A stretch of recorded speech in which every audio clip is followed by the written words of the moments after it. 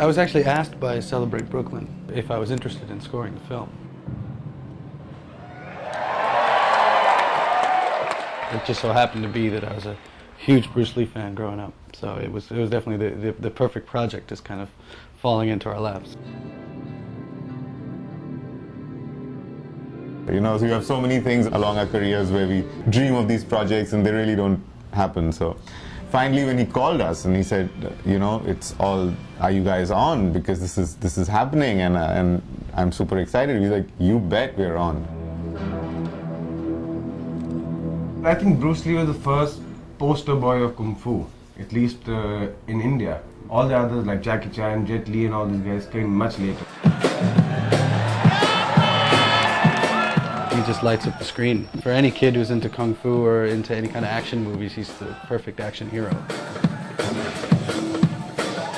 The original idea was just to basically play live along with the film, which is easy to do when it's a silent film or you know, a film that doesn't have so much dialogue. But it definitely became very apparent that we needed to basically start from scratch and basically start as if the movie was a brand new film.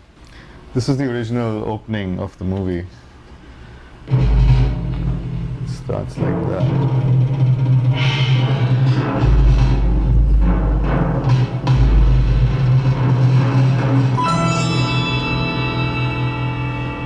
As you can see, it's a very Chinese style opening. It was very important to kind of keep in mind that this time around, people who are watching the screen, they're now watching a legend and not seeing a character for the first time. The original score being very kind of loud and orchestral, and we brought it down to just drone and heavy drums.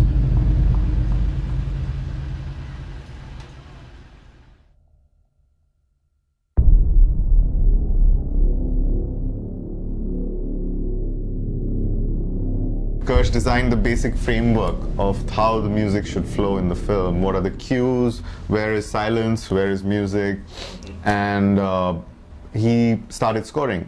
Basically what I did first and foremost is I just got the film and just muted the original sound and just started writing music to certain scenes. And then as I would finish, I would start sending it to him and give him a cue.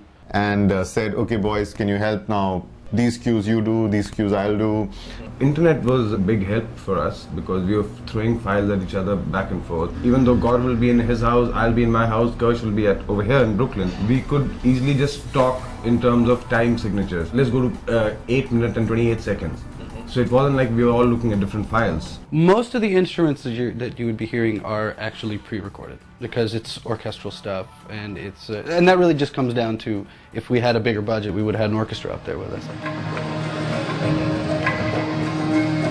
Primarily, I play the keyboards.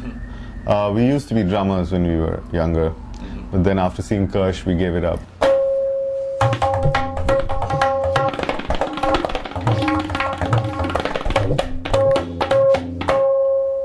When we were performing this, is probably about 70% of the music is already being played.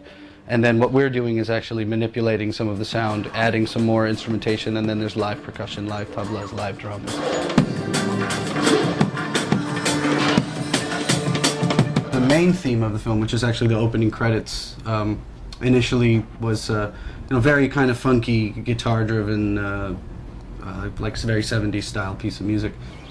This is the original Ladler Schifrin theme.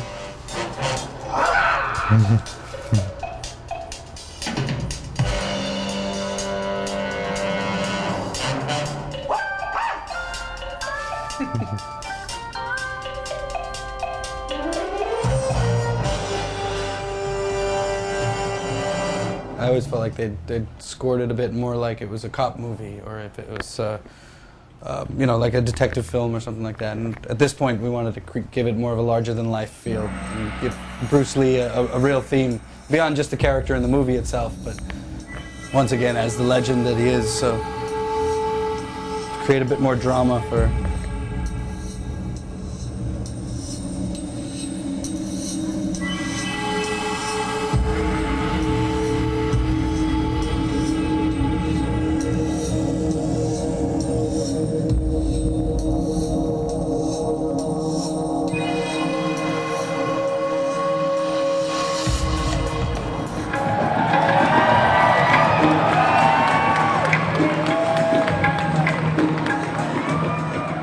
fight scenes were kind of kept more on the electronic side as opposed to being more orchestral or drums and big percussion. They were kept very straight up electronic, tight. It's very tight and very fast, and there's a lot of different. I mean, it's very rhythmic what he's doing. So this, of course, is another very famous moment when he grabs the nunchuck. I think many people in the world for the first time saw somebody handle nunchucks like that. You have offended my family, and you have offended the Shaolin Temple.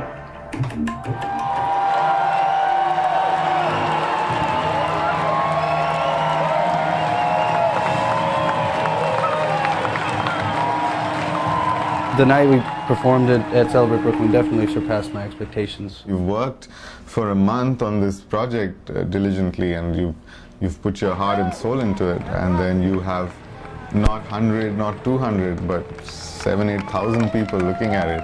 Everyone and anyone who was there, at least a big chunk of the people who were there were fans who had seen the movie at least 4 or 5 times, and they were just there to see the new version of it. Usually when we play a concert, they come out to see us perform. So in this particular context, there was also a fear of messing with something that's a classic. Watching that movie with that music in the background was like watching Enter the Dragon on steroids. Yeah, it was great. Thank you so much. Brilliant, brilliant work. Wow.